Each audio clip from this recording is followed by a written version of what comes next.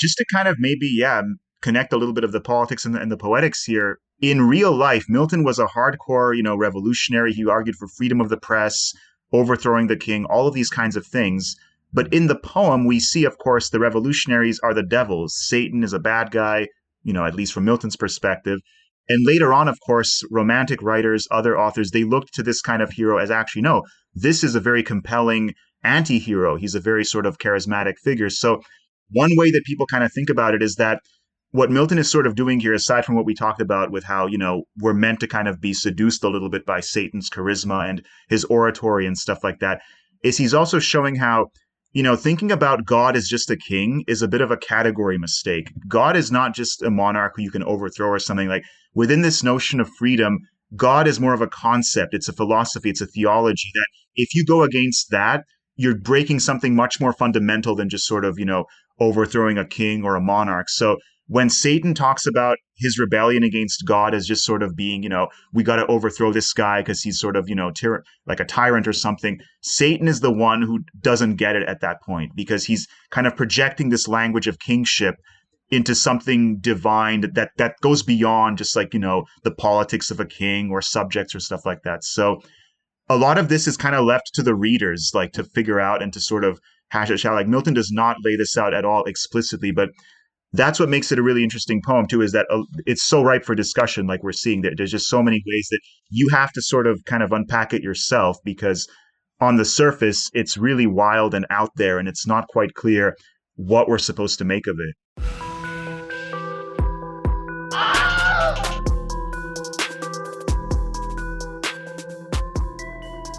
Good. Okay.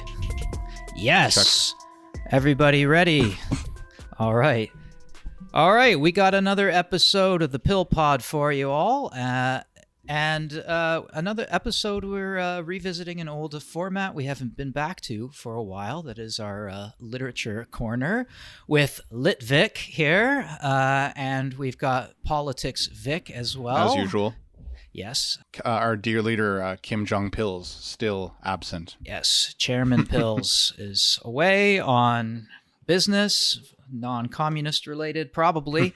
And we are here with Litvik to discuss, drumroll, Paradise Lost. The big one. Before we start, I want to show you this. I feel like, Victor, maybe I showed you this, but like my old undergrad professor had this old copy with like tattered, the book covers coming off. And like, it's interesting on the inside. I don't know. And actually I have a question about it because I was talking about it with Eric before, but it's a copy of Paradise Lost.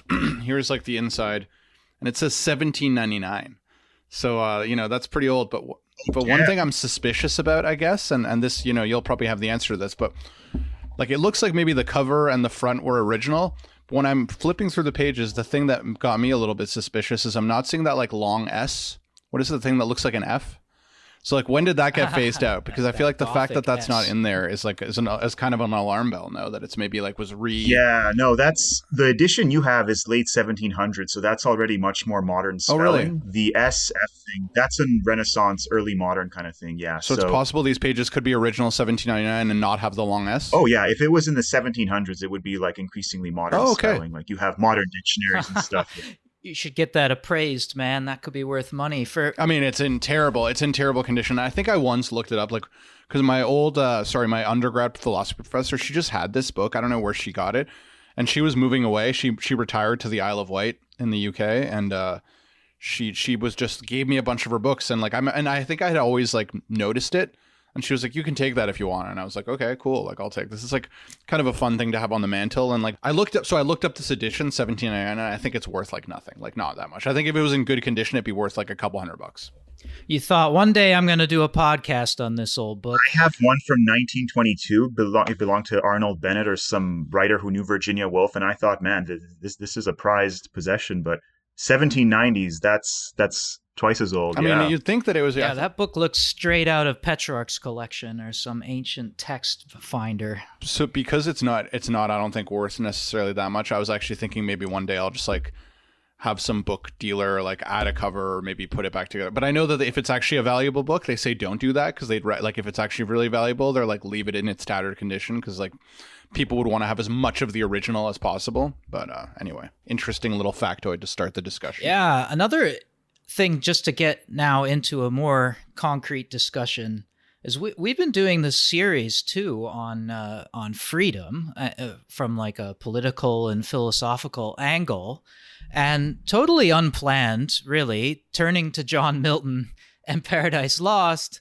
But it turns out freedom is a major and sort of ambiguous theme throughout not only Paradise Lost, but John Milton's sort of own life and the political movements that he was a part of and fought against, and the whole entire, everything leading up to the Restoration in England in the 17th century was all battles over political and religious freedom. Interesting coincidence. Is there also not a theme in this that maybe aligns with our previous episode about Schelling? Because I feel like in that freedom essay, isn't Schelling like trying to reconcile, like religious like dogma, like God's all-powerful, all-knowing, with the possibility of freedom? And isn't there that theme running through this too? I mean, again, that's... Man, all roads lead to Schelling, I think.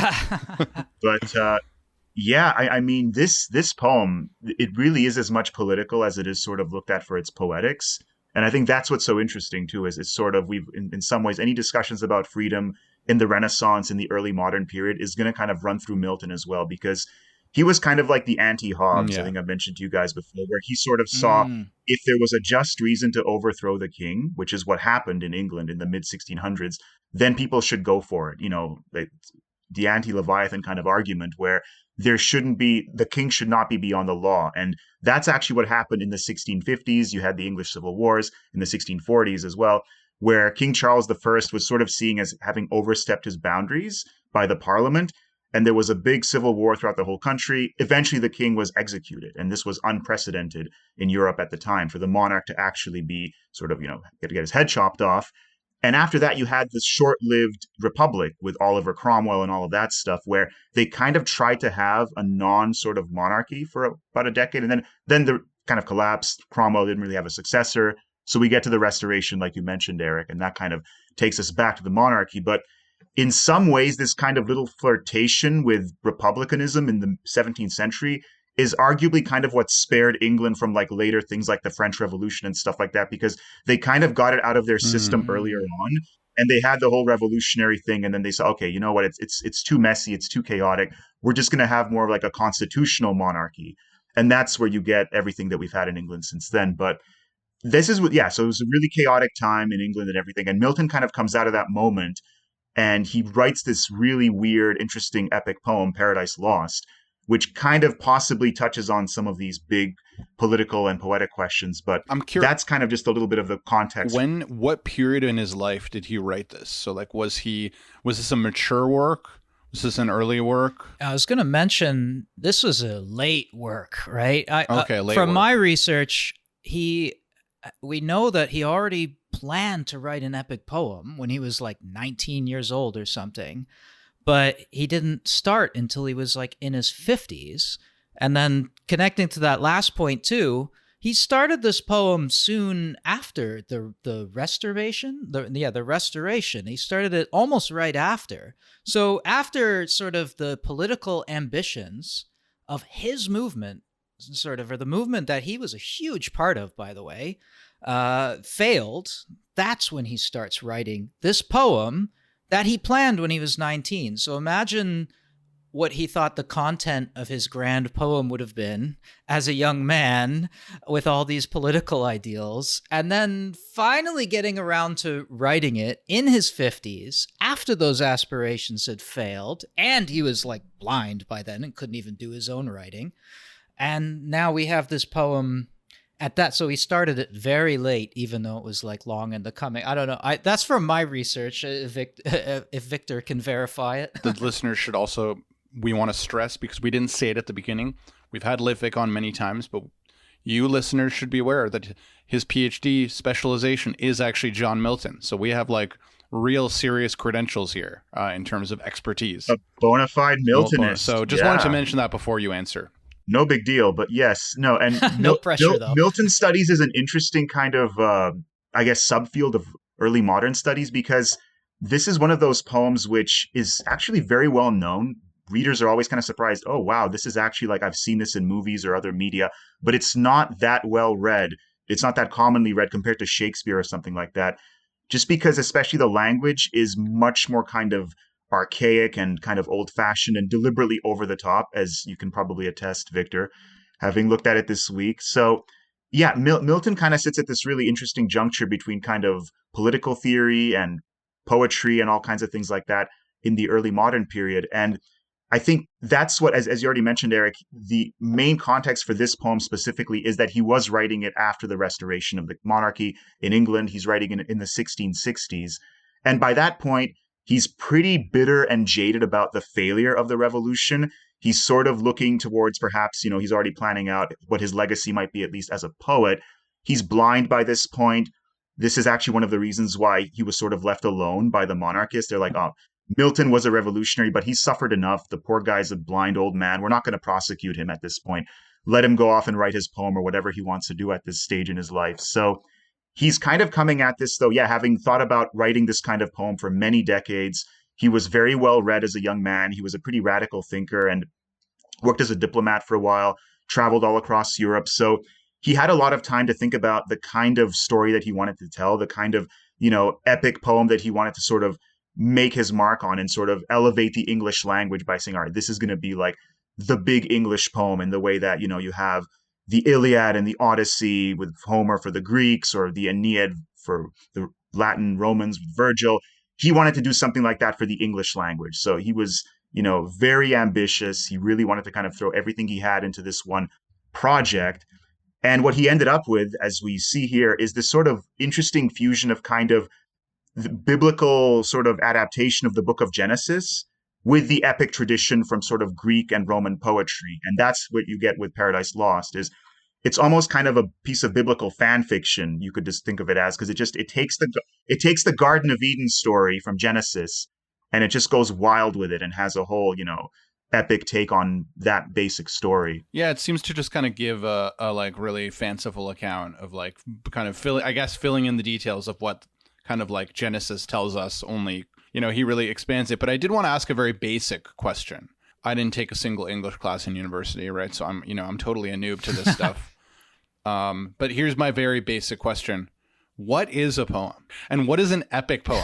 Right? So like what does that mean? And rhyming too. Where does rhyming fit in, or not rhyming too? So like, again, as an English noob, please, I'd love answers to these things. Very good question. Absolutely. These are important questions because again, this is not written in prose. We're not dealing with paragraphs here. It's still lines. There's still a meter. There's a rhythm. It's a poem in that sense. But it also doesn't rhyme, very notably, which is actually something that Milton felt very strongly about. It's written in blank verse, similar to epic poetry in the way that Homer and Virgil and these ancient writers wrote, which was essentially, again, not necessarily focusing on rhyme, but more so on other kinds of poetic devices, especially the meter, the rhythm, these epic similes that go on and on where something is being compared to something else. And what makes it specifically kind of considered an epic poem in terms of the genre is also its subject matter, this focus on big themes of war and nationhood, and in this case, basically the fall of man, the beginning of the universe. As long as like what we would think of as literally epic subject matter, that would fall within this kind of poetic tradition. But also the way that he writes it, again, the way it's written technically in iambic pentameter would be the meter. And the fact that it doesn't rhyme, it's sort of more just free flowing.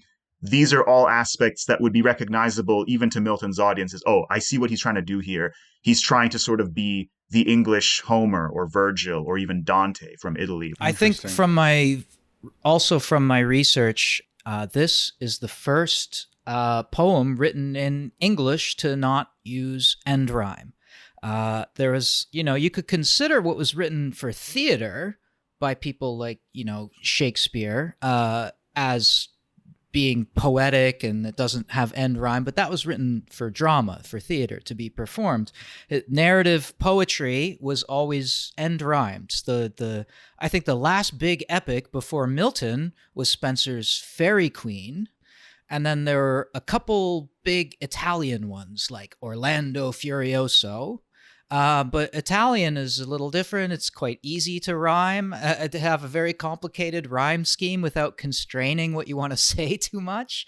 But in English, not so.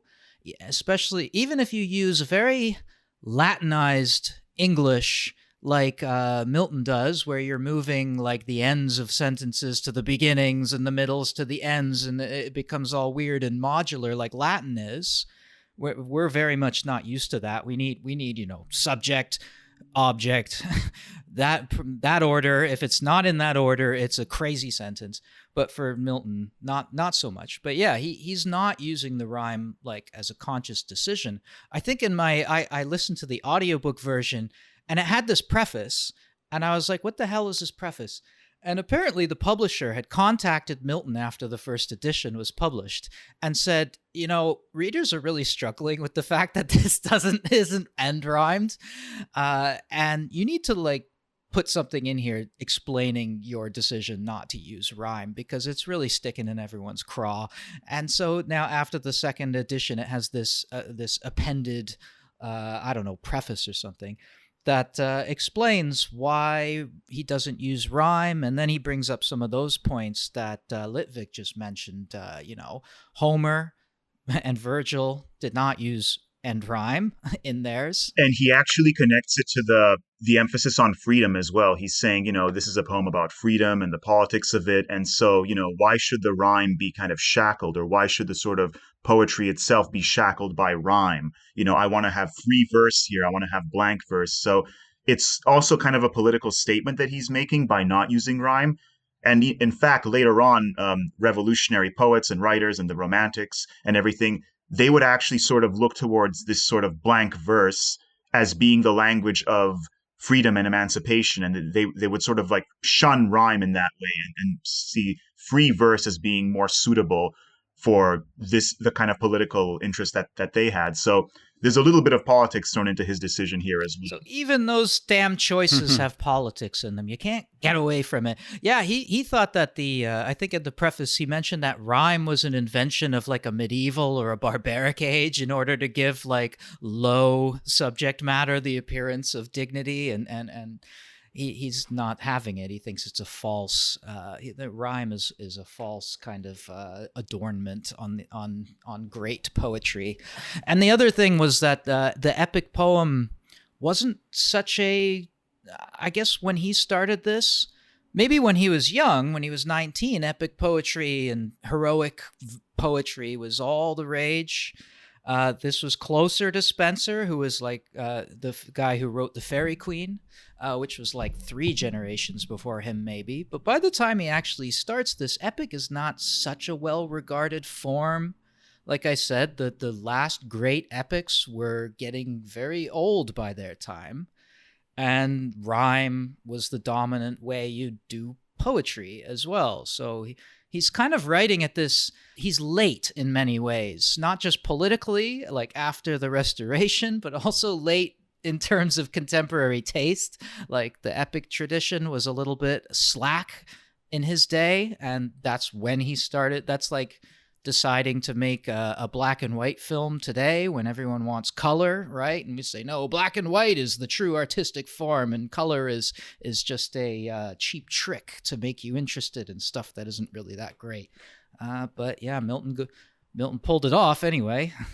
Absolutely. Attitudes towards the poem's aesthetic qualities have actually shifted quite notably since it was published, and with some sort of, looking at it much more favorably than others. But what he was doing here as well is actually quite interesting in terms of the broader sort of Renaissance or early modern impulse to kind of retell old stories, whether from the Bible or from classical texts, in a sort of more modern or early modern kind of framework, and to adapt in that sense. And that's what he's doing here, cranked up to 1,000, where he's taking the Garden of Eden story, which is very basic, actually, only 1 or 2 sort of pages in the book of Genesis, and turning it into this 12,000 line poem, which is still loosely based off of the Bible, but he's just going wild with it and doing pretty much his own thing. So that's a very Renaissance move as well, to kind of take older existing stories and traditions and retell them in a more modern way. So that kind of places him within a certain time and place as well.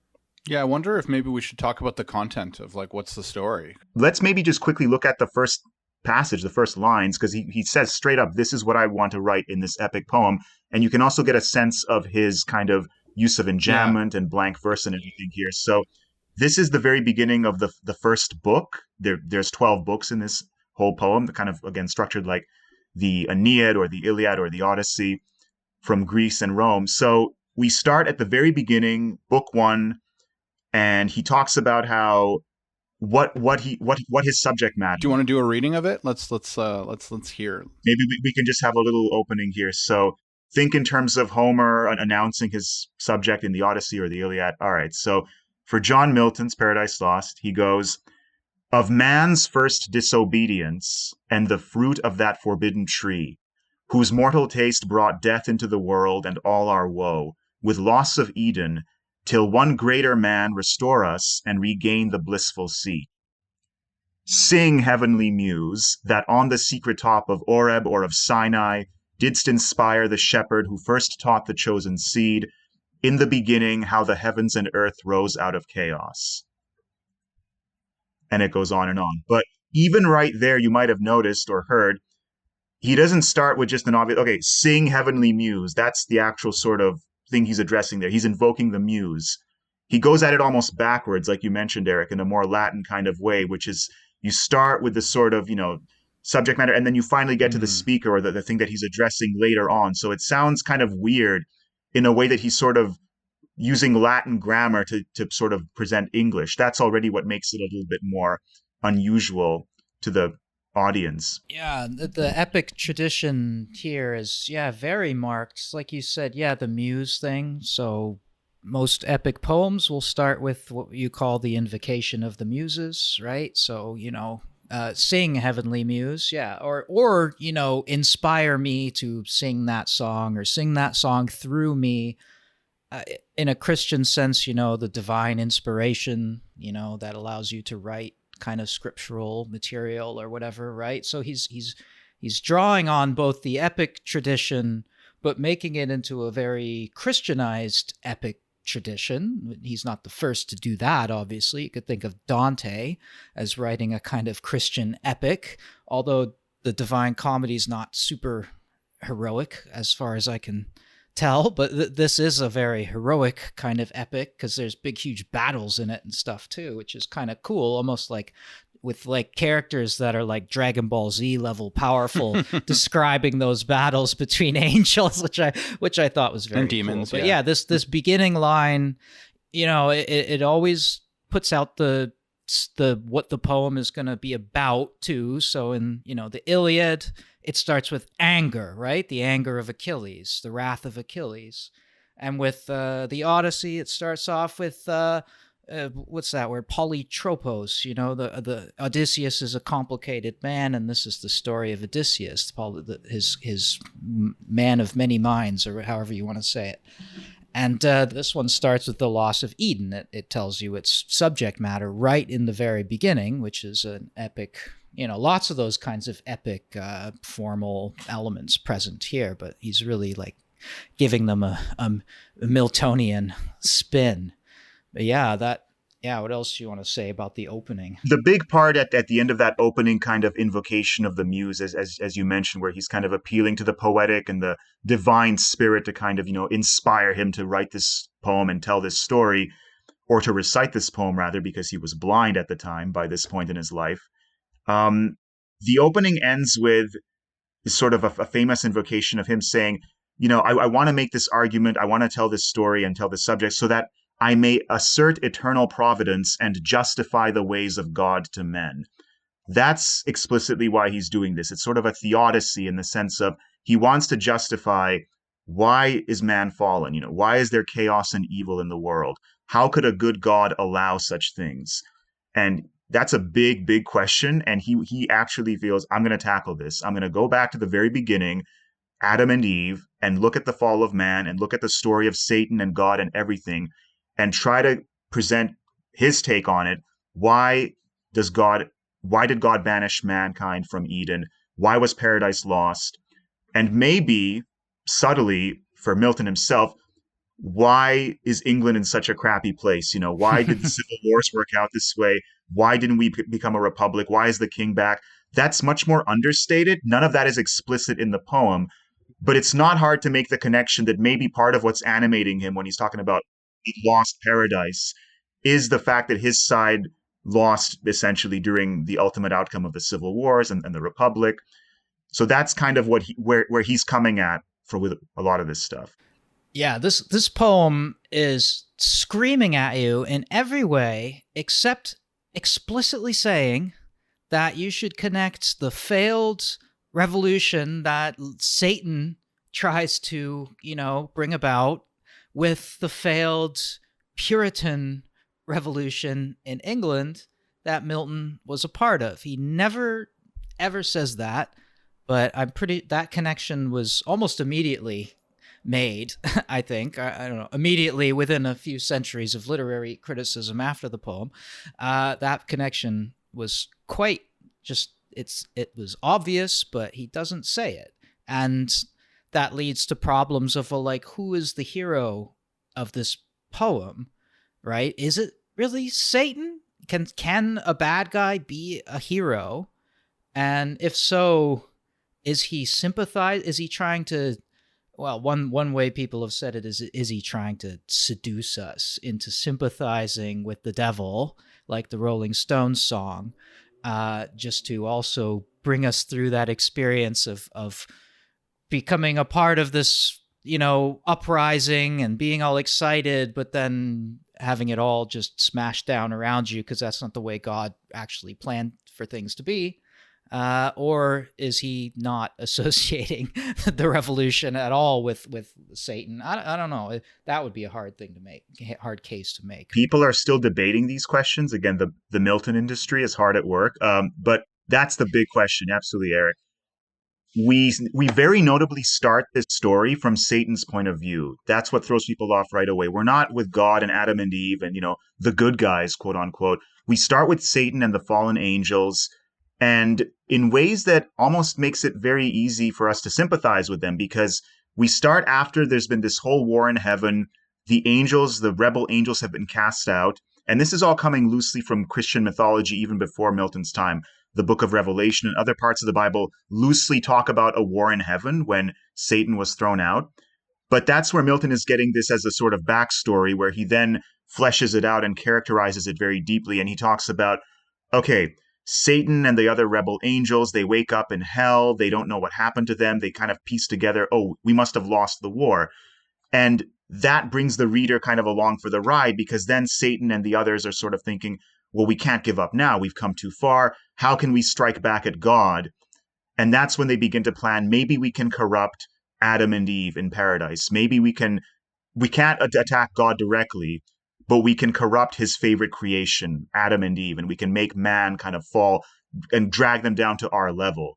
So that's sort of the starting point. Yeah. I found that whole thing pretty interesting, how they're all hanging out in, what's it called, Pandemonium, the city or whatever. That's that's the capital city, all the demons, the capital city of hell, I guess. Yeah, and that literally means all demons in Latin, Pandemonium. Yeah.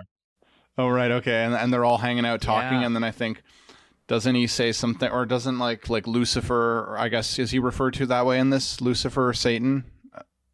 He's Satan mostly, but yeah. They say Lucifer in the text, but they're like, this was the name that men gave to him, or this is how he's known on Earth, Lucifer, because of his former brightness. It's a star reference. And it's isn't he oh, I heard God made this new thing called man, or something like that, right? Yeah. I heard the new shit's this thing called man. Why don't we fuck with that, basically?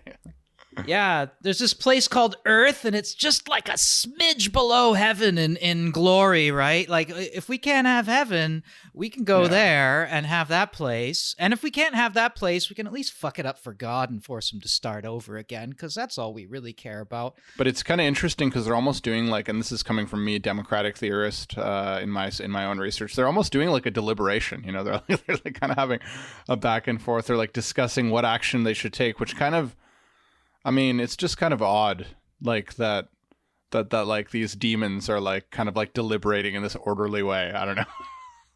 Yeah, in D&D terms, this would be lawful evil. It's very Yeah. organized, it's very Yeah, structured, exactly. and a lot of D&D stuff comes from Milton and Oh, Dante and true. these kinds of poets who first wrote about hell in these more poetic terms. And this is where a lot of our more modern kind of fantasy lore also comes from. Yeah. But the other big influence here, as you're already noting, Victor, is that we are actually kind of dealing with the birth of the modern anti-hero, because Satan is not just explicitly a bad guy here. He's kind of seen as somebody who might have a legitimate cause in terms of his rebellion against God. And you noted the fallen angels kind of have a little mini council parliament of their own. They're debating what their next course of action should be. And the whole thing kind of has this vibe in terms of sort of, these fallen soldiers who are trying to like organize their politics and get back into the fight in ways that makes it hard to not sympathize with them a little bit, because they're using this kind of language of, liberalism almost, or revolutionary aspirations. They're like, we have to keep fighting. We can't be sort of, defeated and in chains here in hell. We have to be free. Again, the whole freedom thing. And that already kind of throws the reader off maybe, and gets us thinking, so what are we supposed to make of all of this? Why is Satan sort of being portrayed as such a sort of, charismatic leader of these rebels?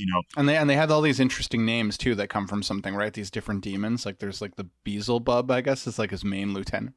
Beelzebub, yeah, and then there's some other one. A lot of them come from like Jewish demonology, and others of them come from just ancient Greek or Mesopotamian or whatever. In the Christian tradition, all the old gods just become basically like demons in hell, or neutral kind of mischievous things that God kind of created and didn't really, give a lot of grace to, or something like that. They're all subordinate. The other thing I wanted to point out too was just in this beginning part, he says the goal right away is to justify the ways of God to men. Milton says this, like, right? I think you read this part in the beginning here. Justify the ways of God to men. So that's supposedly the speaker of the poem, John Milton in scare quotes. Whoever the narrator is supposed to be is picturing this to be read as something that you can learn from, like what you would call a didactic epic, too. Like in the style, if you go back not to Homer, but to Hesiod, he wrote something like the Theogony, and the other text he wrote was like the Working Days, right? And these are meant to sort of teach you something. Like Working Days is meant to teach you why humans have to work so hard in order to make a living, when there's all these stories about this golden age when people never had to work. And he's like, what's the deal with that? Why do we have to work so hard? And then he's like, let me tell you about a story about a fight I had with my fucking brother after our father died. And then that's where Working Days goes off from there. But he's trying to explain something at the same time as like the origin of work. And, you get that here too a little bit, especially with when we get way down in the poem to Adam and Eve, actually, like the sort of main characters almost. It explains to you, Eden would give everything, but now that they've tasted the fruit, right, they're condemned to death. They're condemned to have children, and it's a painful process for women, and they're condemned to have to go out and work and gather things, because the earth isn't just going to now give up its fruits, right? It's going to make them work for it, and you're condemned to spend most of your days in toil and labor. So it's now justifying all of these things as part of God's plan. And the reader is supposed to be able to understand that. And the reason I don't consider personal take Satan as the hero of the text is because he says this so explicitly. And if in the beginnings of books, he's almost like apologizing for staying with Satan's perspective so much. Like he has to do all of this important work to not be seen as like blasphemous or too edgelordy in the way he's writing from Satan's perspective in a very Christian time, right? But yeah, it has this didactic, explainy element that a lot of epics that incorporate mythological themes have. Origin of rain, or the origin of humans, or the origin of this or that thing in the world.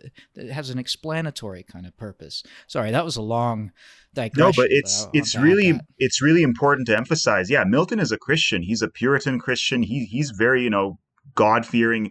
He would be appalled at the notion of Satan being considered the hero of this poem, and yet he makes him the most charismatic figure. If you think of this idea of, the devil kind of, again, like the Mick Jagger sexy kind of seducer and everything, this is where it comes from. It's from Paradise Lost, John Milton. Before this point, Satan or the devil was just like a kind of fire and brimstone monster, like in Dante or other places. He wasn't seen as this kind of charismatic seducer. It's Milton's Satan who kind of is the first figure in that tradition, who then we can talk about maybe like also influenced a lot of other, romantic writers and the Byronic hero, and a later kind of tradition of people who sort of looked at this as actually kind of a very compelling kind of anti-hero to sort of model other characters on. So that, even though that's sort of the byproduct of this poem, that wasn't necessarily Milton's main interest, as kind of, creating this new type of hero. He was very interested, though, perhaps in exploring how seduction works, temptation, why people turn to evil. Again, why did Adam and Eve leave God's instructions and kind of follow Satan and with the whole, the tree of knowledge temptation and everything. So this is kind of like the big picture stuff in terms of where the poem ends up. But just even sticking a little bit still with the opening lines where we first see Satan and the rebel angels, I think it's just worth kind of quickly looking back again at what you were mentioning, Victor, and how they first kind of wake up in pandemonium and hell, and they kind of, how they even sort of describe their environment and stuff, because this is where you would kind of recognize a lot of this kind of, brooding, romantic anti-hero stuff already in just the way that they kind of talk about their fall from heaven and the way that they're going to keep up the fight and everything. So do you guys want to maybe just look at a little passage again where Satan gives some of his famous lines about how, he's going to keep fighting till the end? And I'm thinking there's Satan kind of gives some of his famous revolutionary language, line 250, to describe the fight that he wants to carry on against God. Eric, do you actually want to take this away? Because I think you mentioned this line before that comes up. So starting with Hail Horrors. I'm just going to Control F my way down there. Yes. Hail horrors, hail infernal world. And thou, profoundest hell, receive thy new possessor, one who brings a mind not to be changed by place or time. The mind is its own place, and in itself can make a heaven of hell and a hell of heaven. What matter where, if I be still the same, and what I should be, all but less than he whom thunder hath made greater. Is that where? Here's another good line, though. Here at least we shall be free. The Almighty hath not built here for his envy, will not drive us hence. Here we may reign secure. And in my choice, to reign is worth ambition, though in hell. I don't know if I should keep going. Oh, this is a great line, though. Sorry, I keep stopping before all the best stuff. Better to reign in hell than serve in heaven. There's a good line, right? That's the manifesto right there. Yeah. So that kind of language, again, it's like, yeah, give me liberty or give me death. It's very kind of resonant with our own liberal tradition, and we would think of that as clearly on the side of, people on the right side of history. Satan is articulating his struggle there in a way that is pretty clearly the language of, revolutionaries against tyrants and stuff like that, especially the stuff about how, it doesn't matter where he's ended up, the rebel angels are in hell, they will make it a new kind of, bastion of freedom and everything like that. So that's, again, kind of what is so interesting and sort of strange, perhaps, about first encountering this character is how he seems to have a very noble cause that he's fighting for against what he perceives as being like the tyranny of God. And yet at the same time, we know this guy is the devil. Yeah, I think that's part of the confusion, is because, Milton's audience would have known these things about Satan. He is a seducer. He is a liar. He takes the truth. He appeals to reason, but he twists it, right? Because reason is capable of being, you can't lie to an animal I'm being kind of categorical here, but you can't lie to something without reason, right? But if something has reason, then you can appeal to it through devious ways to make falsity seem like truth. And that's what Satan does. So John Milton has to give him very, very convincing arguments. And that's probably where the confusion comes, because when we're growing up, we're used to watching cartoons and these devious bad guys, and they say things to try to convince you about their cause, but it's all very, very obviously silly and stupid. But Satan's arguments are like, how can we all be equal? He's like he plays the radical egalitarian at times, right? He's like, how can we all be equal if there are monarchs among us who rule over others? Either we're all equal or there's someone above us and we're not equal and we're serving him and we are slaves to this monarch. Like God, yeah. I mean, he tells like a different version of this argument a couple times, is like, God says we were all made equal, but he puts himself above us and decides who's lower and who's higher. And he also kicked me out. And yeah, well, he's butthurt about that through the whole thing too. But like even before he was kicked out, that was like his initial thought, even when he was this. Because remember, he starts out as like an angel, second to none except God himself. And then God makes Jesus his son, and Satan gets freaking jealous about that, right? And he says, like, who's this guy who God just decided to... I thought we were all equal, and now he's decided now suddenly this new person's above us all. It's like your boss hires a new manager from outside of the workplace. You were expecting that promotion, right? But instead, your boss goes outside and brings in some third-party manager, and you're like, what the fuck, man? Like, I thought we were all had a shot at this. Or so, I don't know. That's silly, but... Or worse, or like creates a new position where like now you report to this new person for a position that didn't exist before, and you're just like, what the fuck is this? Who the fuck is this guy? Yeah. Who's this Elon Musk unelected son of God who we didn't... Yeah. Exactly. Yeah. Who is this guy? Exactly. But then the argument on the good side is kind of like, you don't have freedom without order, because if all were chaos, then where would the background be? I'm kind of interpreting it a bit, but like, where would the background be for you to tell what freedom actually is if there was no order in the universe? And the source of that order is God, right? And therefore, in order to be free, you must serve God. And even in the way that the fallen angels, the demons at this point, basically kind of, set up their own little mini government in hell and pandemonium, as you were saying, Victor, you can already start to see that it's actually pretty authoritarian, the way they start to idolize Satan as their king, as their new leader, even though they have this, they go through the motions of, okay, we're going to have like a parliamentary debate about what we should do next. It's ultimately Satan's plan that kind of clearly is put forward as the thing that they should all do in terms of going to Eden and corrupting Adam and Eve and everything. So I think we're also kind of being invited a little bit to watch out for demagogues and for, charismatic politicians or orators like Satan, who are going to be, really compelling and really kind of charismatic in the way they're presenting their point of view. But maybe they're doing it for their own ends and they want to actually sort of get power for their own sake. And it's not perhaps quite as egalitarian as the superficial sense of like, we should all be free, we should all be equal, God cast us out, we got to fight back.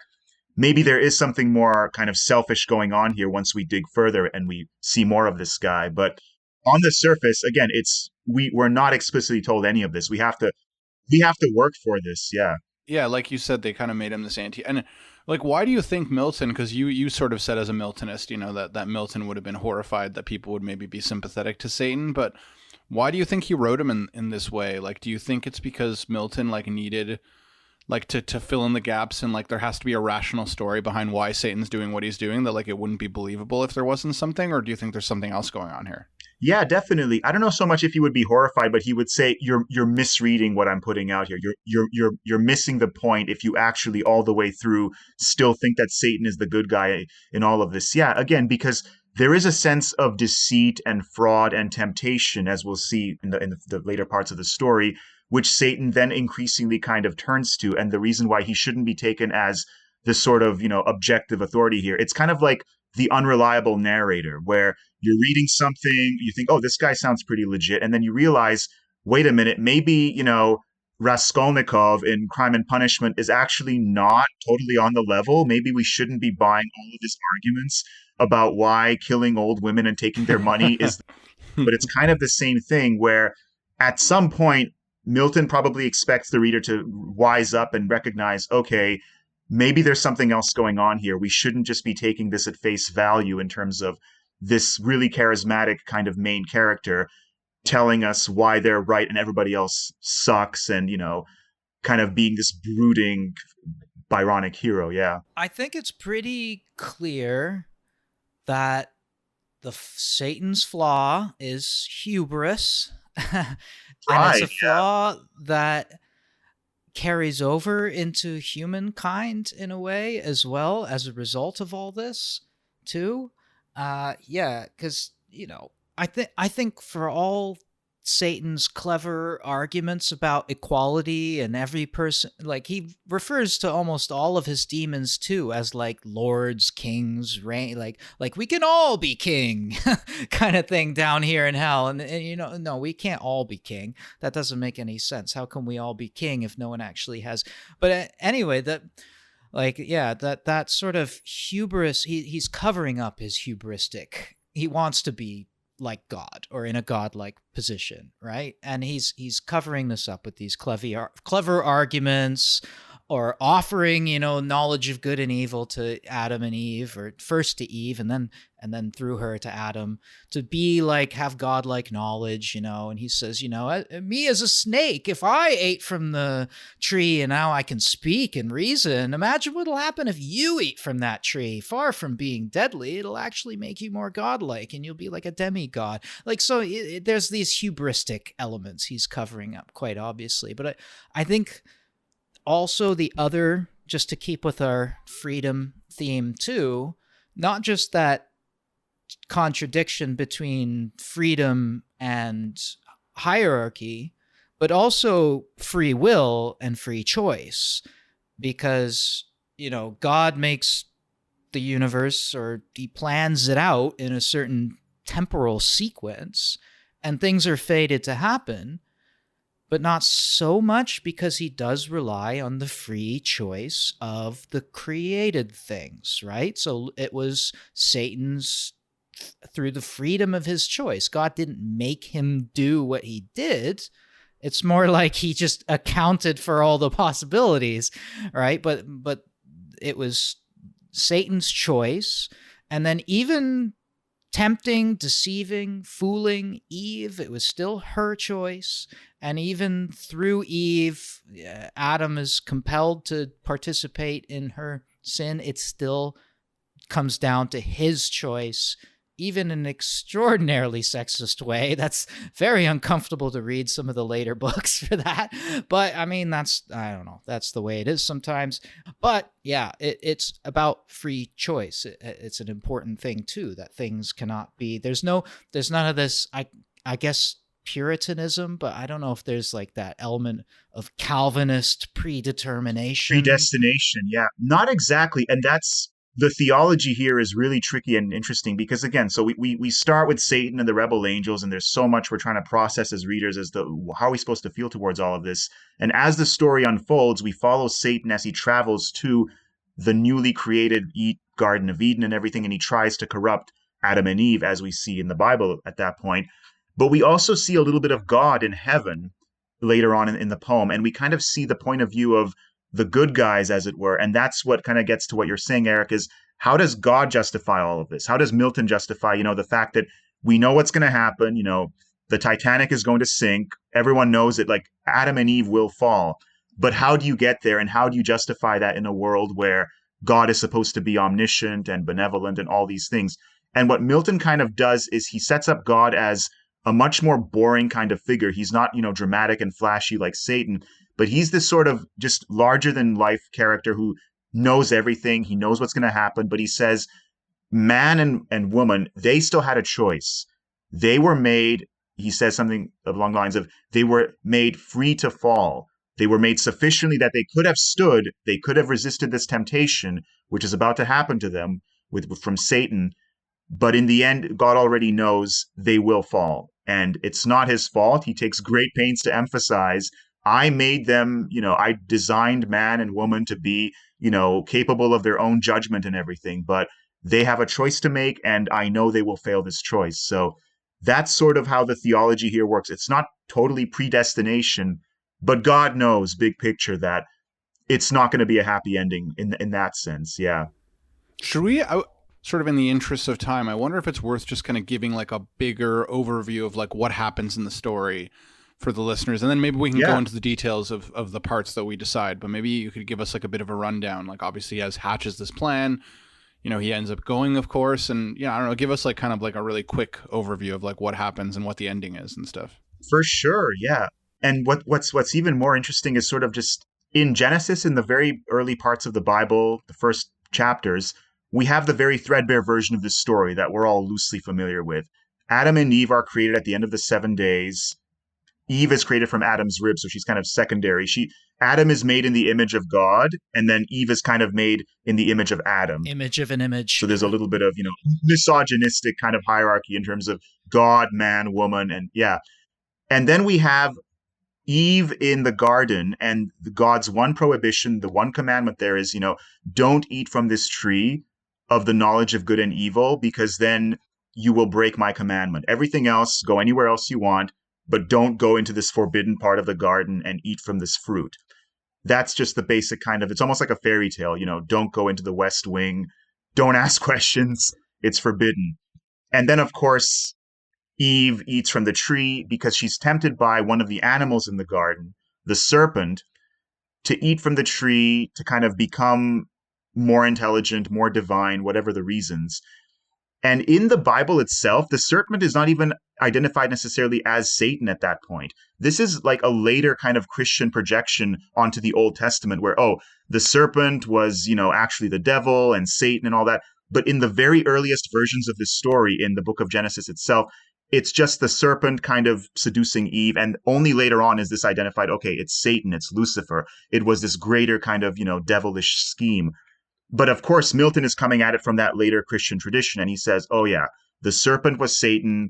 And he will show you how Satan, having arrived eventually at the garden and some other stuff happens in between, he ultimately manages to get Eve one-on-one and appear to her as a serpent. He takes possession of a snake, a serpent, who at this point is perfectly kind of just, not like an innocent animal. Everyone is innocent in the garden at this point. There is no sin or death in the world yet. But Satan has this long conversation with Eve. Adam is off doing his own thing. And he convinces her again, kind of through this language of liberalism and emancipation, that God is hiding something from you. You should eat from this tree. There is a fruit there which will make you like gods, and you are being repressed. You should try to go beyond what has been prescribed for you, and you will then become more powerful in everything. And there's a lot of faulty logic that he throws into that argument, but ultimately Eve is persuaded, and she eats from the tree, and that is basically, at that point, the world turns to black and white. Like everything before that was perfect and innocent and beautiful in the garden. And Milton goes so into such detail about how much this was a paradise we can't even conceive of now. The world becomes like the world that we now know, where animals fight each other. Adam and Eve start arguing right away about like whose fault it was that she ate from the tree. And Eve says, well, you shouldn't have left me alone. You knew that there were threats out there, blah, blah, blah. And it all turns to shit, basically. And it becomes this kind of crappy version of the world that I guess we would be more familiar with. Yeah, the one we're in right now. But they immediately go into the blame game, which is hilarious. From the Christian point of view, at least, something is irrevocably lost at that point.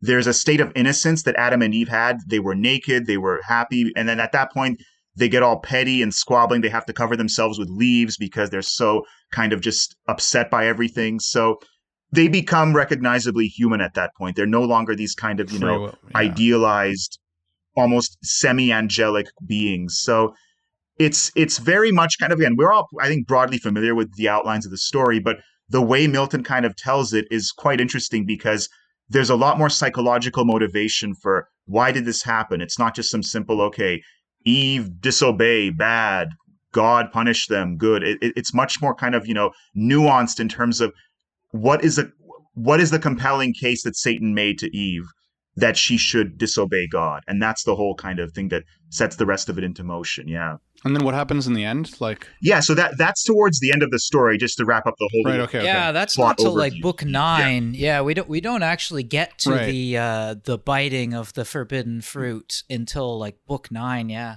Book 9 is the big kind of fall of and there's man's. parts in between where we see things from heaven's perspective, from God's perspective too, or I found that line actually, Victor, that you mentioned. So, book 1, we have this little conference in hell, and then book 2 is kind of when Satan sets out and says he's going to go figure out what this earth thing he's heard about is what's going on there. And then in the beginning of book 3, you get God's perspective, and he speaks to his son, and he says, look at Satan there. He's out of hell now. I didn't actually bar him in there. and there he goes. And here's the line here. He's talking about Satan's lies. Okay, so for man will hearken to his glozing lies and easily transgress the sole command, sole pledge of his obedience. End quote. And he means to me. And he goes on, so will fall he and his faithless progeny, whose fault, whose but his own. Ingrate, he had of me all he could have. I made him just and right, sufficient to have stood, though free to fall. There it is. That free to fall kind of thing again, right? Like I gave them all the perfections possible, and I also gave them the power to, reject all of that or lose it by mistake or by impious act or however you want to say it. Yeah. And this gets kind of to the whole, the philosophy of freedom or theology that's kind of being developed here, which is that absolute freedom is not freedom. It has to exist within a framework like what God is presenting here. And that the whole point of this one prohibition or commandment that he gives Adam and Eve is not so much that, the tree in itself is going to, or the apple from the tree is going to radically change things. It's the disobedience. It's the fact that this was the one thing that he said, don't do this, and the world will continue as it is, this paradise. And they do it, of course, because, that's just how good drama works. But it's that's what sets off this sort of problem with freedom that is first developed, which is that you can't have absolute freedom without having some framework within which it exists. And that's where we get the whole thing with what's the point of obeying God if you're not going to follow the one thing there. So it's interesting and complicated, but that's at least the sort of Miltonic Christian justification of it.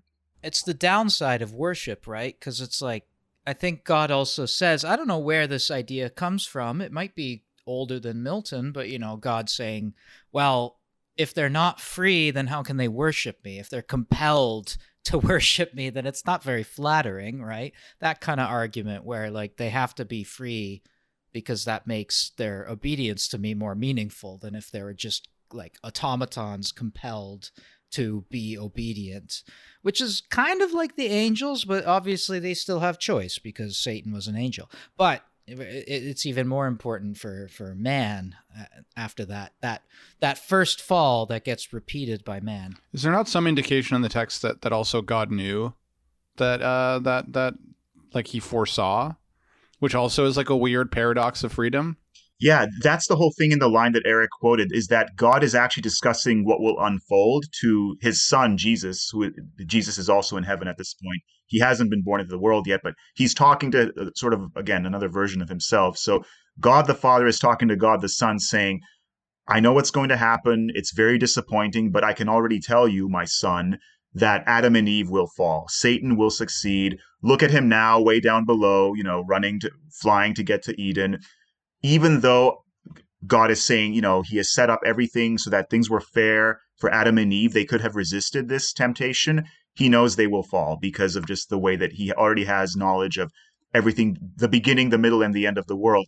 But in that same exchange, that's also when God the Son then says, well, this can't be how it all ends. This is terrible. Then Satan will have won.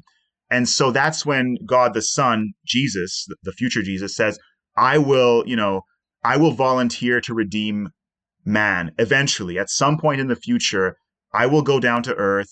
thousands of years from now, and I will take on the sins that man has brought into the world by disobeying you, and I will redeem all of this. So that's the whole Christian thing with Jesus eventually comes down, and it is actually a happy ending ultimately.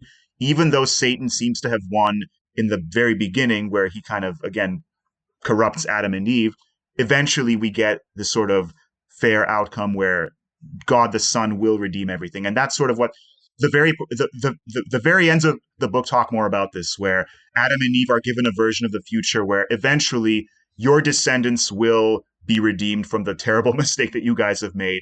Which is really funny. I feel like it kind of makes me just like rethink also how weird it is, like God's logic, how it's like, well, how can you be redeemed? Well, I need a sacrifice.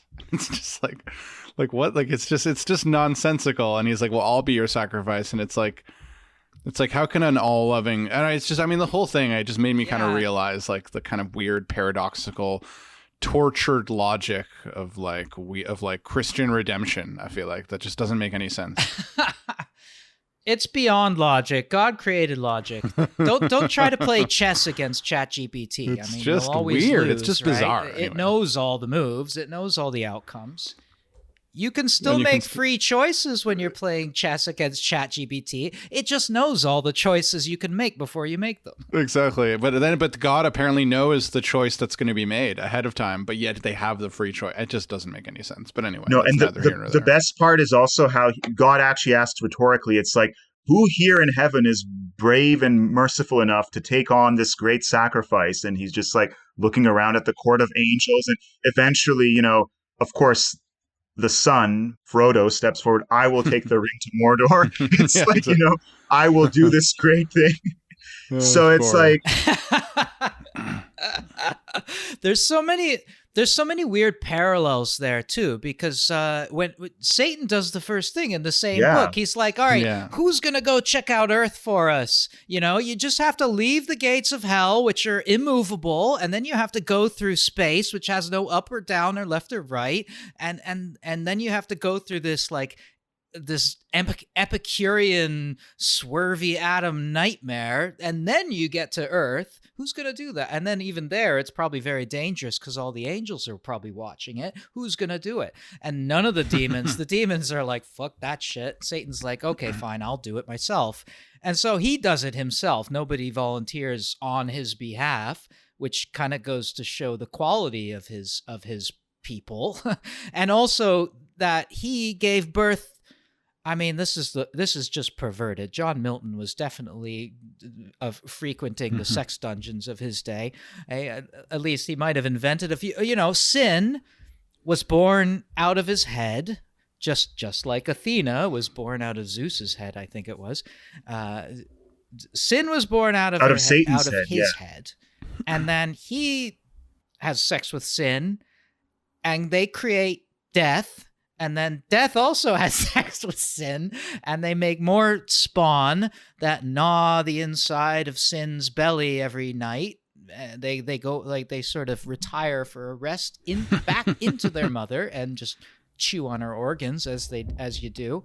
And there's these weird parallels there anyway, because God delegating a lot of stuff then to Jesus, like stopping the angel war, that was up to Jesus, and then going down and chasing Satan out of paradise and issuing in this new post-fall order and deciding on all the punishments and stuff. That was all delegated to Jesus. Like, he does have there's a separateness there between God and Jesus that certain Christian denominations might not quite so accept. But yeah, Jesus also has these sort of, he can sacrifice himself for God, Satan finds no one to step up. No, and the parallels are definitely there, Eric. You're absolutely right, where we are almost invited to think of, so Satan kind of volunteers to go on this epic journey, but it's really for his own glory. You can tell he wants to go. He wants to leave hell, first of all, and he doesn't want to be in this dark dungeon that he's been thrown into. But then that's contrasted with what God the Son, Jesus, sort of his sacrifice, him volunteering to eventually take on man's sin. And that gets to the question of, so who is the ultimate hero in all of this? And Are we actually meant to maybe look more towards God the Son, Jesus, maybe even Adam in some ways, as a different kind of hero where it's not as flashy as what Satan is doing. It's much more of a sort of humble sacrifice. But that's a new kind of Christian heroism, maybe, as opposed to the older kind of, Satan's going to go off and fight a battle and be kind of like Achilles or Odysseus or these older kind of Greek heroes in this sort of tradition.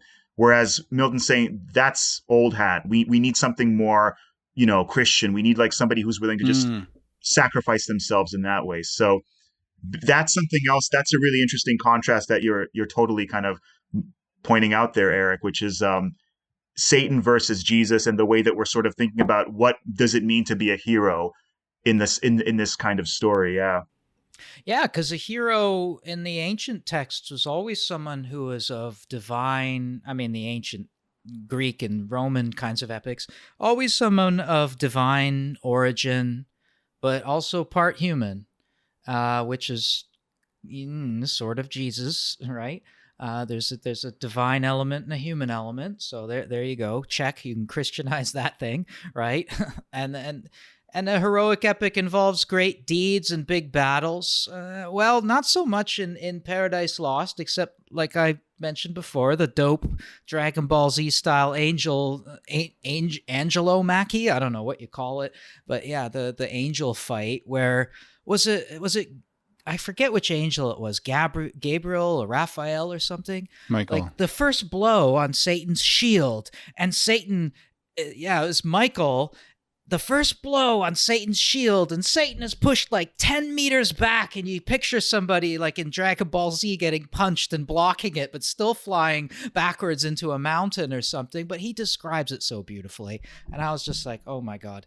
This is definitely the origin of so many pop culture, movies, comics, everything in these days. Even the Night Watch. Oh my God, I watched this crazy Russian sci-fi called The Night Watch, and I noticed that Gabriel has to set up a night watch around paradise when they know that Satan is going to be showing up at some point. Gabriel goes and sets up his night watch to watch the evils and what they're doing. And has there been any adaptations of Paradise Lost that I'm not aware of? Thankfully not. No one's tried to make this into a movie yet, because I don't even know how you would do that in terms of, like Eric was saying, battles between angels and all this stuff. It'd be kind of outrageous. It would be all CGI. You would need, because they it would have to be some like lie, and they're insubstantial. It would have to be some Mad Max Fury Road kind of craziness. Yeah, or it would be I feel like it would make a good anime.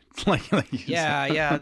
But Eric, that's the only medium that can on that it. point about the battle in heaven, that's actually really cool too, because that happened before the beginning of the story technically, but we learn about it around the middle of the poem, because one of the angels, Raphael, he actually talks to Adam and Eve, and he says, this is what happened before you guys were created. Watch out, because there's some fallen angels like Satan who might try to tempt you, and just so you know, this is how they fell. And then he goes into this long kind of backstory about the war in heaven.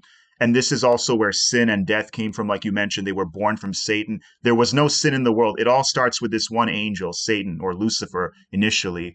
And then we get to how he sort of convinced enough of the angels to fight against God and to kind of try to overtake heaven. So there's that great passage that you were mentioning, Eric, where the angels are kind of having a bit of a back and forth. They're fighting. They're throwing mountains at each other. It's very kind of, epic D&D kind of stuff. And then Jesus shows up, or God the Son, and it's like all over, because almost he's like Achilles on the battlefield now. Exactly, very much like Achilles, where he just single-handedly like destroys the rebel angel army. And there's this really interesting, the whole thing is just so over the top, but the final lines of when he throws them from heaven are maybe worth looking at directly, just so we can get a sense of how out there in heavy metal a lot of the poem is, because this is in book 6.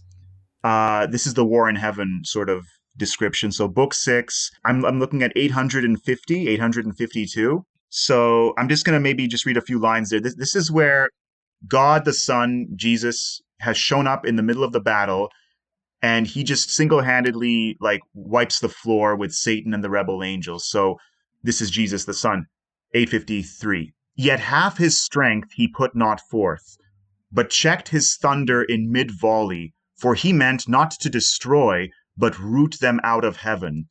The overthrown he raised, and as a herd of goats or timorous flock together thronged, drove them before him thunderstruck, pursued with terrors and with furies to the bounds and crystal wall of heaven, which opening wide, rolled inward, and a spacious gap disclosed into the wasteful deep. The monstrous sight struck them with horror backward, but far worse urged them behind. Headlong themselves they threw down from the verge of heaven. Eternal wrath burnt after them to the bottomless pit. So the rebel angels were so terrified of Jesus, they threw themselves out of heaven. When this guy shows up, they're like, nope. And just, he like wipes the floor there. So yeah, they're like lemmings running off a cliff. They're goats being afraid herded. of Tartarus, but more afraid of what was pursuing them. Exactly, yeah, and you see the simile there, which is, these come up so often in this kind of poem of things being described like more typical scenes. So, like goats being herded by this, badass shepherd or something. That's what the rebel angels are just like rushing along to jump from heaven because they're so terrified of Jesus showing up, and just it's over at that point. But so there's a lot of, this is very much like the Iliad in its description of war and battles in those kinds of scenes. Yeah. Oh, especially when you're reading the Iliad and the fights start up, and this is one of the best torture methods. If you're a teacher and you're looking to torture your students, just get them to figure out what the hell is going on in the battles in the Iliad, because it's like book 6 the Greeks are winning, book 7 the Trojans are winning, book 8 the Trojans win a bit, but then the Greeks win some, but then these, oh my god, it's so complicated. And at least Milton pares it down a bit. Like the first fight, the angels kick the rebels' asses. And then the next day, the rebels, pull up all this infernal machinery and basically turn into... They invent gunpowder, yeah. Yeah, they basically turn into Isengard and make all of this infernal machinery. And I don't know what they are. They're like some kind of cannon, tank, siege equipment that they just start blasting the angels with it. And then that's when the angels are like, they just start throwing mountains at them and cover them in mountains. Literally. And then Jesus goes in the next day, and then they wished that they were covered in mountains again so that they could be a little bit protected from Jesus. And then, oh my God, that's epic. That is like the heart of epic battle stuff, if that's what you're into anyway. But there's so much more. Yeah, those similes are always there. Especially if you're describing something, you're an epic poet, and you say this happens, just like when this happens. But after just like, it's like 20 fucking lines. Like it's the longest, most intricate comparison. Nothing we would do in everyday language, but those are the Homeric epic similes. Just as 20 lines later, I get the comparison that they were making. So that kind of shows you just how much Milton is clearly kind of riffing on these older epic traditions like Homer and the Iliad and Achilles and all that stuff. But at the same time, as you were pointing out before, Eric, he's looking at it and saying, this isn't good enough anymore. We can't just have these kinds of violent heroes who are trying to conquer armies or whatever. We need something new. And I think that's what he's showing with maybe Adam and Eve and God and the Son and everything, where it's not just about, force and battle and war. It's about humility and sacrifice and a greater vision of heroism and freedom. And that's the contrast ultimately, where Satan is like an old style hero. He doesn't get it. His world will ultimately be surpassed by the Christian kind of heroism in Milton's point of view. So that's where these kinds of scenes are quite interesting, because he's sort of showing, yeah, this kind of story. You've seen these kinds of battles with the Greeks and the Romans, but ultimately, this is not the most important part of the story that I'm telling. Milton's saying the real important part is Adam and Eve and the serpent and the questions of freedom, which are going to come into play in what we talked about with the whole Garden of Eden episode and everything. So when you mentioned that Raphael is sent down to explain a few things, and he takes his time. He takes like 3 books explaining a bunch of shit. He explains that background story. And then eventually he refuses to explain anything further because Adam has asked about the more celestial workings of heaven and what's going on up there. And the angel just sort of says, there's certain things better left unknown. And on the one hand, he's telling him in this whole conversation, he's telling him, someone's going to come along and try to trick you into doing something bad, so be warned. So obviously, dramatically, that sort of foreshadows, sets up now the fall. How's it going to happen? We know that he's been warned against it, so it's definitely going to happen somehow. And so it sets up this tension. But then there's also that element in there of Milton being interested in like early modern science, and there's a famous visit he has with Galileo. He's must be interested in these sorts of things, early modern science, and he even talks about the craters on the moon, which would have been a little strange because it was Galileo's telescope invention that allowed anybody to actually see the craters on the moon. Before that, they thought it was a perfect sphere. It's in the heavens. It's got to be smooth. No imperfections. And Milton mentions the craters on the moon. So that kind of shows he must have been interested in science, probably talked about it with Galileo. But it's interesting that the Raphael says, don't look too far into these issues, and kind of puts an interdiction there. That's too much. I'm not going to tell you that. I'm telling you what's immediately, relevant to your future and your immediate situation, but I'm not going to tell you everything you want to know, because some things are better. I don't know. It's a weird thing about being interested in science but then also having a kind of religious perspective on science, right? Because in a way, the tree of death, I guess, it's the knowledge of good and evil, but it's sometimes called the tree of death. It's also the tree of science, like it's the origin of science. And that, I don't know, I was, again, I haven't had time to put all these thoughts in order, but those things all seem related to me. No, there's a whole other podcast we could have just about the early modern science and how crazy this stuff is, because Milton, he was pretty up to speed on the questions of astronomy and astrology, and he actually met with Galileo in Italy, so he was really interested in that side of things as well. And he kind of presents this really interesting take on a Christian universe, but according to what was known in terms of science and astronomy at the time. So you have Satan flying these long distances. He enters the solar system. Hell is actually from somewhere outside of, way beyond the solar system in our world. He lands on the surface of the sun. He makes his way down to Earth. So these are like the biggest kinds of, like scenes and images that you can imagine. And Satan himself, it's kind of hard to visualize him sometimes, but he's really just like, he can obviously take different shapes and everything, but as an angel or as a rebel angel, he's larger than life, like literally. He's as tall as a mountain, or he can be as small as a serpent. There's all kinds of really crazy perspectives and stuff like that happening in this story. And it's just, again, why it would be so interesting, but also so difficult to ever adapt this as a movie, because you would lose something of this epic quality where, like you said, at one point, Satan's shield is compared to the moon, like Galileo had seen it with the craters and everything. So if his shield is as big as the moon, how big is Satan himself? It's just mind-boggling. So a lot of this stuff is what makes sounds perfect for an anime. Again, honestly. I think you're right. You could only do this as an animated kind of or a video wild game.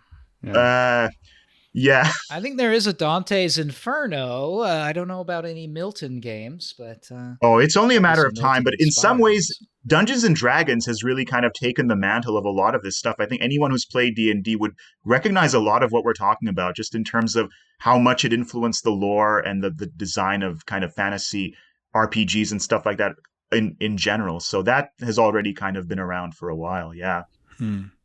Well, we joke and mention Tolkien and Neil Gaiman and whatever, but I mean, Paradise Lost is it's not in that genre, but he's doing something very similar to what they do, what fantasy writers do. I mean, not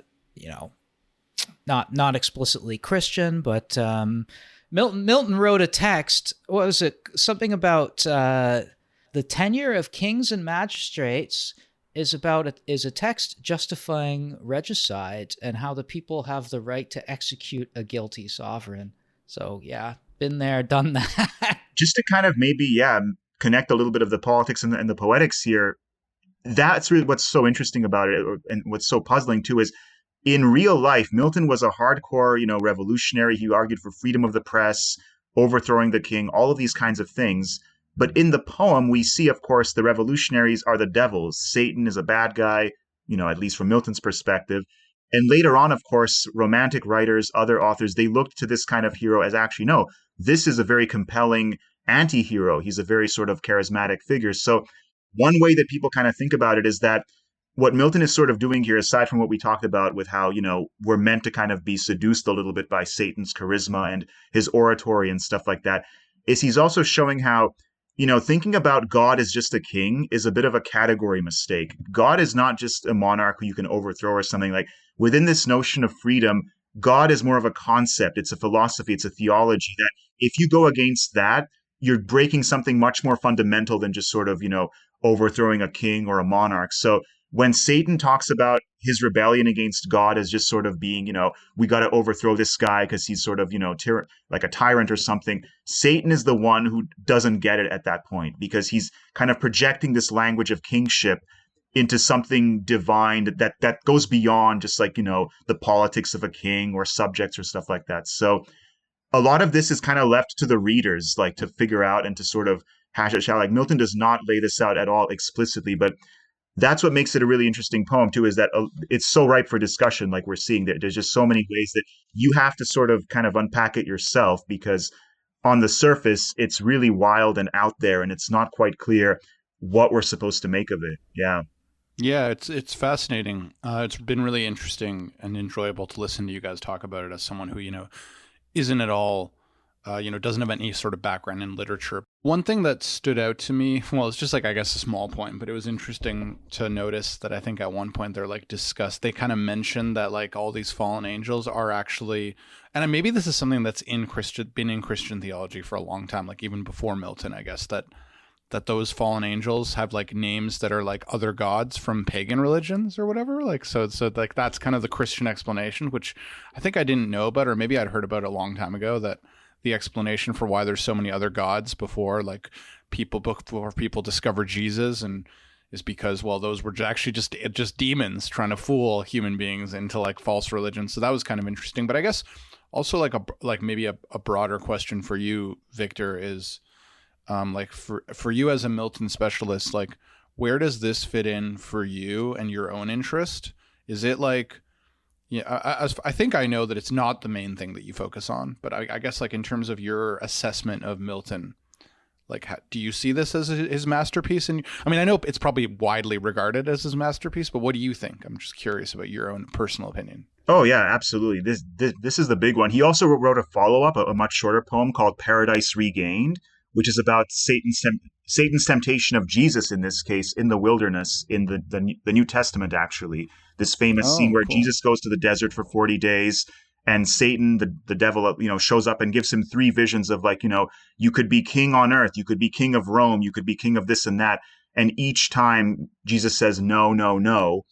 And that in some ways is the answer to how what Adam and Eve failed to do, Jesus ultimately does, which is he resists this kind of temptation of just like earthly power or knowledge in a way which is sort of like redemptive of the whole kind of human story. So that's what's really fascinating. Yeah. And in terms of what's more interesting about Milton from my own work and everything, yeah, it's just this intersection between the politics and the poetics and a lot of what was happening. Again, we haven't talked too much about it, but like geopolitically in Europe at the time, and how England kind of fit into all of this with the revolution and stuff like that. And Milton's travels to Italy and the Mediterranean especially is something really interesting in terms of how he's bringing back so many of these older classical and continental traditions and kind of anglicizing them in a way that is really kind of interesting, where he's almost sort of reappropriating some of these other traditions and making them very English in a way where now you would say, oh, like England came up with this or that, or you would think of even classical Greece and Rome. A lot of what we know comes through England or English academics or English study. And it's people like Milton who really kind of did that, who were able to sort of take these traditions and take them and make them English in a way which we're still kind of unpacking even today. And that's what's really interesting about the broader moment in the Renaissance. Yeah. Was when it came out, was it a hit? Was it like a Oh, it was something. People knew that it was kind of really special, but it wasn't until later centuries that, as you mentioned, Eric, people really got more influenced by the sort of politics and the romantic aspects of Satan. And like we were saying, with he kind of became this model for the Byronic hero and the sort of 19th century brooding anti-hero and stuff like that. And what I would also say is, like, even if, again, like you were saying, Victor, you're not like up to speed on this era of literature, you've almost certainly seen characters like this just in contemporary like shows or movies or whatever. Breaking Bad is always one of my favorite examples because you start with someone I who was thinking about that. is just, oh, they're so sympathetic. They're such a good guy. Sopranos. Absolutely. Tony Soprano, Walter White, these complicated bad guys who at first seem to be, we should be rooting for them. And then gradually, as the story unfolds, you realize, oh, these are awful people. We probably should have a second thought about this. So a lot of that comes from Milton's Satan. A lot of that comes from this idea of the charming anti-hero who ultimately is exposed as being pretty selfish and hollow in terms of their actual motivations or stuff. And makes sense. How it's interesting for us as readers or as viewers to kind of see, oh, wait a minute, we have to actually look deeper than just what seems to be the obvious story here. Makes sense. Yeah. And then about I think you're right about Christian explaining other religions in that way. Like, other gods are sort of like the progeny of the rebellious part of the angels, I guess. Like not just sin and death and like personified Christian concepts, but also like genuine gods from like Babylonian or Mesopotamian religions or stuff like that. Yeah, explaining them that way. But Milton does this really interesting thing too, where after the fruit is eaten, he almost explains like modern science as coming into being there too, in more than one way. I just remembered this, is that after the fruit was eaten and Jesus comes in and does the new world order thing, I'm pretty sure they like tilted the earth a bit and gave it its wobble. And they made like the north winds and the south pole, and they like kind of set up the universe in this sort of slightly new way. And now there's night and day, and paradise isn't the center. Like it almost like seemed to me, well, the Bible was right and earth was the center, but then the fall happened and now it moves and like it tilts and wobbles and there's different seasons and stuff. And I know like heaven sort of already had different day and night, that day and night sort of live under God's throne or something like that and come out and change every once in a while. But there was some big renovations that went on after the fall that I remember read. I have to look back at those passages. But yeah, Christian explanations of other religions or scientific discoveries that seem to contradict the Bible. I mean, source of creativity there, definitely. Anyway, yeah. And because he's writing about, Milton's writing about the very beginning of the universe, everything is very fresh and new here. So he's saying, this came before anything else. All those other religions and traditions and everything, they're just the corrupted remnants of whatever, the fallen angels or whatever. This is where it all began, he's saying. This is the ground zero for all of history, all of humanity. And that moment that you're mentioning, Eric, is again, it's so interesting where I think maybe we can just very, very quickly look at that. That's in the actual fall itself. Book 9, line 999 or 666. There's a little bit of numerology there where Eve eats the fruit. What is it where he's described? Like, I mean, I'm at 999, book 9, and he's talking about like, in pangs and nature gave a second groan, sky lowered and muttering thunder, some sad drops. Oh, shit. That's when Adam himself eats it. Yeah. So I'm just going to go up a little bit more where Eve ate it. Yeah. Yeah, those are good lines around those parts too. Eating his fill, nor Eve to iterate. Yeah, 999 is when Adam eats it, and that's the fall is complete. Yes. So, yeah, looking at the actual lines where that fall takes place, this is in book 9. She plucked, she ate. Earth felt the wound, and nature from her seat sighing through all her works gave signs of woe, that all was lost. So it's a moment almost like, towards the end of Lord of the Rings, maybe, when Frodo throws the ring into Mount Doom. It's the opposite of that. It's like things are fucked. It's just evil has been brought into the world. I don't know. It's like either the death of Patroclus or it's like the actual battle between Hector and Achilles. It's like the thing you've been waiting for the whole time. The losing of paradise. That's like the point. Yeah, that's why I said climax book. Yeah, that's sort of what it all leads up to. But then again, the later parts of the story kind of show there is going to be, a new hope. There's the redemption with God, the Son, Star Wars, A New Hope. The rest of the exactly, yeah.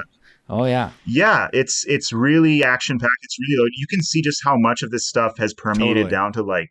I guess that's where Jordan Peterson is like kind of right about all this stuff, like his these archetypes. Oh man, yeah. And he is the worst vehicle for kind of unpacking any of that stuff, because of course he takes it in such stupid directions. But there is something to that in terms of these primal myths and a lot of the kind of interesting traditions that Milton at least is at the center of. He used to be more interesting and like reasonable about it before, but he's become a total nutcase. Oh yeah.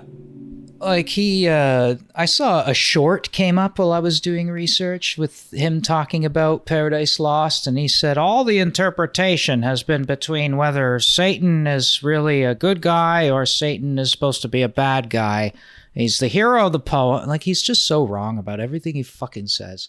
He's profoundly wrong, and people enjoy his profundity no matter where, even if it's profoundly false, like Satan himself. At this point, I think, yeah, he's got other problems because he doesn't know which side of the border that he should sort of end up on. I mean, it's a complicated, for JP, but yeah, it's.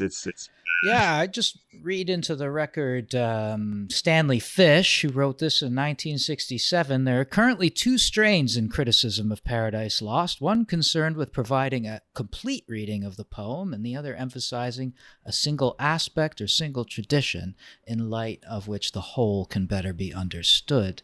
And his thesis is simply that the uniqueness of the poem's theme, man's first disobedience and the fruit thereof, results in the readers being simultaneously a participant in the action and a critic of his own performance, end quote. And that is what you call Stanley Fish and reader response theory, where the meaning is created through reading the text. And therefore, it isn't unreasonable, actually, to read Satan as the anti-hero instead of the antagonist.